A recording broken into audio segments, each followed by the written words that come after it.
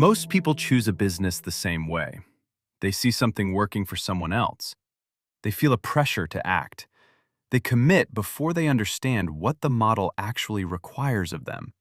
Then, months in, sometimes years in, they realize the business works. It just does not work for them. The hours are wrong. The energy it demands is wrong. The personality requirements are wrong. And by the time that becomes clear, they have already invested their time, their money, and a significant piece of their identity into something that was never going to fit. That is not bad luck.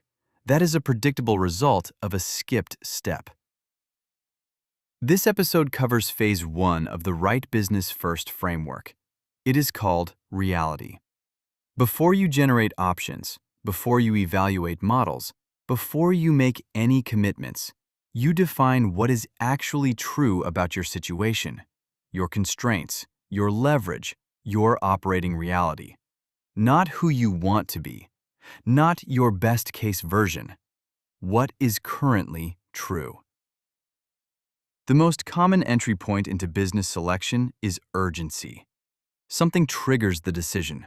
A job loss, a financial pressure, a moment of frustration, a conversation that plants an idea. That trigger creates a feeling that is easy to mistake for clarity. It is not clarity. Urgency feels like clarity because it stops the search. When you feel strongly enough about a direction, the internal pressure to keep evaluating disappears. You move. But urgency is compression, not analysis. It shortens the evaluation window. It skips the diagnostic steps that would surface misalignment early. And once you are in motion, inertia keeps you moving in that direction longer than the evidence warrants. The rush trap produces predictable errors. Copying a visible business model without understanding the context behind it. Choosing for income potential without checking for what the model will actually demand of you every week. Following advice from people whose constraints are completely different from yours. Mistaking the energy of starting something for evidence that the model fits.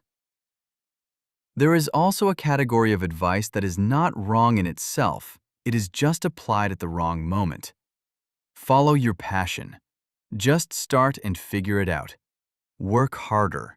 Scale quickly. None of that is structurally bad advice, but applied before you understand your constraints, it amplifies misalignment. You work harder in the wrong direction. You scale a model that was never suited to you.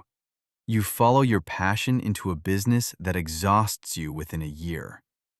Intensity without alignment is not an asset. The core observation here is straightforward. Most business failure is not caused by lack of effort. It is caused by choosing a model that does not fit the operator. Phase 1 exists to prevent that. Phase 1 does one thing. It builds an accurate picture of who you actually are as an operator. Not your ideal self. Not your most disciplined, most energized, most available version. Your current reality. This phase produces two structured outputs. First, a constraint profile. A documented inventory of your actual limits across 7 categories. Second, a leverage profile. A map of where you have repeatable natural advantages that a business model can use. Both outputs carry forward as required inputs into phase 2. Without them, the options you generate will not be built around your reality.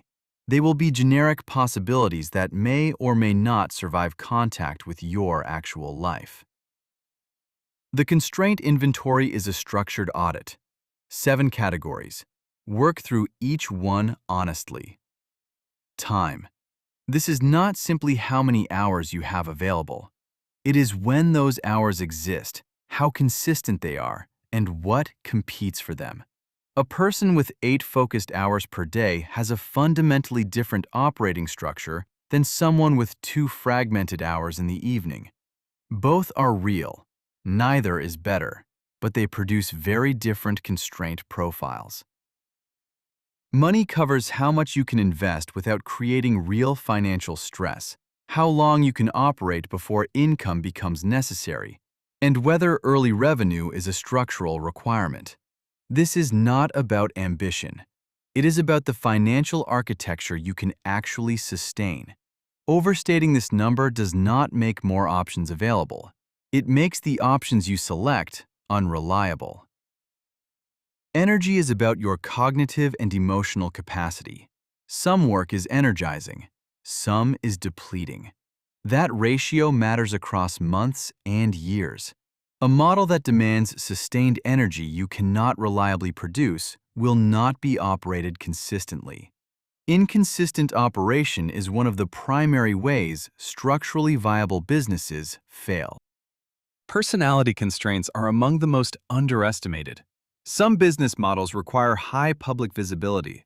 Some require consistent selling. Some require managing other people's stress on a daily basis. If those requirements conflict with how you actually operate, that conflict does not disappear once you start. It compounds. And over time, it is one of the more common reasons people abandon businesses that were otherwise working. Skills covers what you can already execute well, what you are willing to learn, and what you consistently avoid regardless of intent.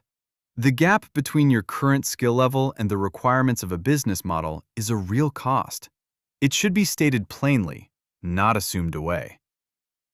Lifestyle includes location constraints, care responsibilities, health conditions, and schedule rigidity. These are structural inputs. A business that requires travel when you cannot travel is not a viable option, regardless of its income potential.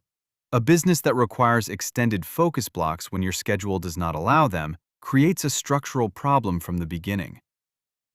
Risk tolerance is how you actually behave under financial uncertainty, not how you think you would behave.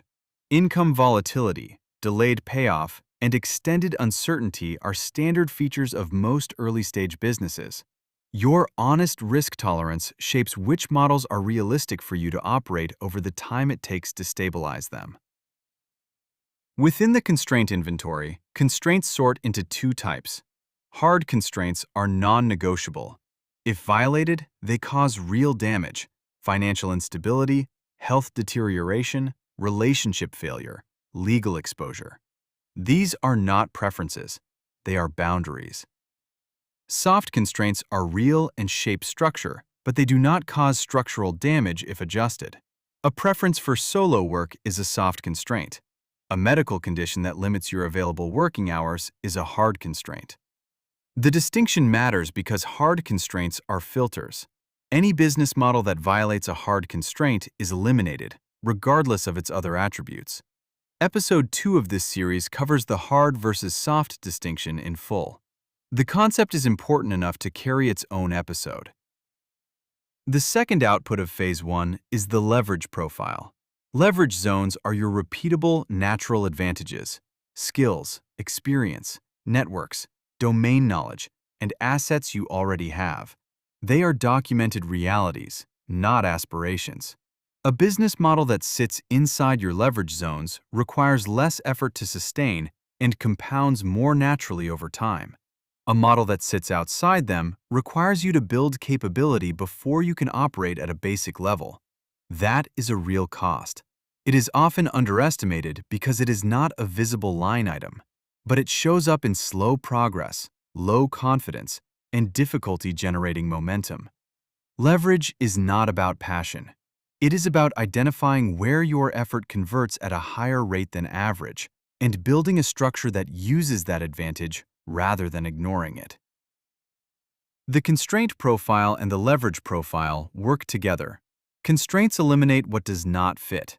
Leverage identifies where the surviving options perform best. Together, they define your viable territory.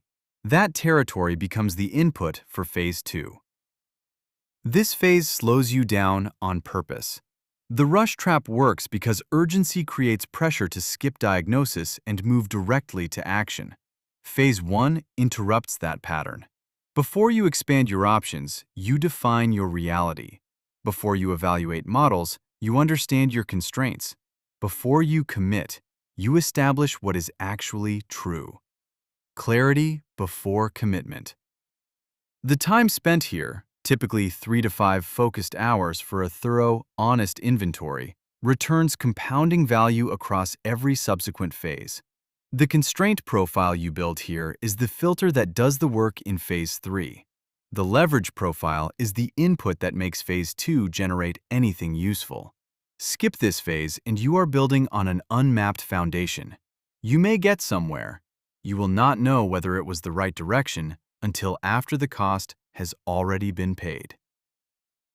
Phase 1 produces two outputs: a constraint profile, your documented limits across 7 categories sorted into hard and soft constraints; a leverage profile, your mapped, repeatable advantages across 3 forms: cognitive, skill-based, and tool-based. Both are required. Neither is optional. Both carry forward into Phase 2 as the inputs that determine what kinds of architectures are generated. The episode in this series covers Phase 2, Discovery, where you use AI as a structured expansion engine to generate business architectures that were built inside your constraint boundaries. Not generic options, options that fit the actual inputs you defined in Phase 1. The complete framework is available free at therightbusinessfirst.com. The Phase 1 materials, the Constraint Inventory worksheet, and the Leverage Zone mapping tools are there. Both links are in the description. If this way of thinking about business selection is useful, subscribe. There is more coming.